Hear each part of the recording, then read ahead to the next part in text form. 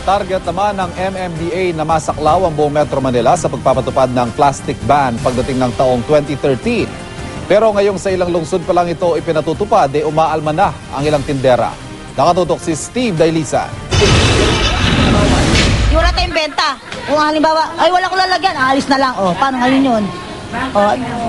Basta kayo pala siguro, pero pag matatagal lang yan, magiging maganda na rin yan. Kasi wala na ilabas na plastic. Diba?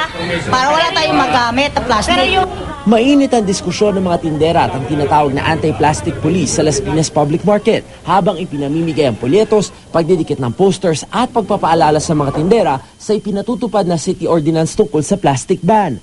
Katwiran ng mga tindera, di raw ubrang sa paper bag ilagay ang tinda nilang isda. Ang papel, madali kasing mabutas. Kapag nilagay mo ang basa, siyempre pag Kamay nyo. ang kamay namin, pag hinipo rin, sira na rin agad yung papel.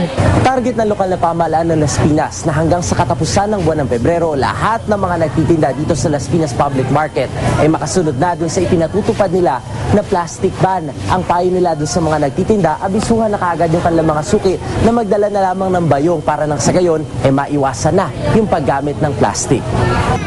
80% na raw ng mga establishmento sa lungsod ang nakakasunod sa plastic ban.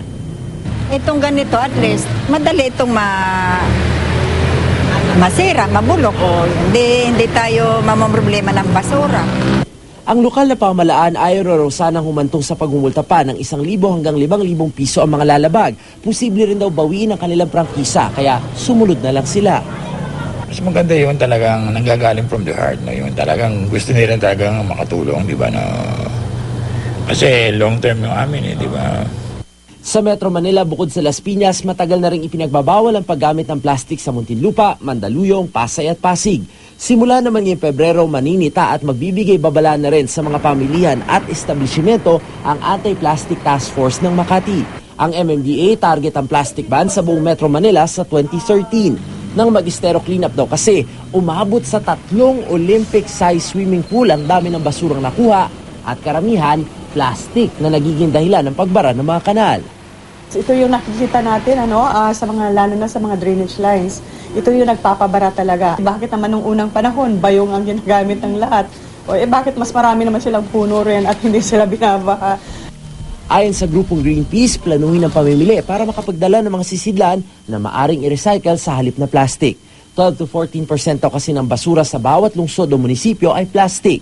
Sa buong bansa, 25 munisipyo at lungsod pa lang ang may regulasyon sa paggamit ng plastic.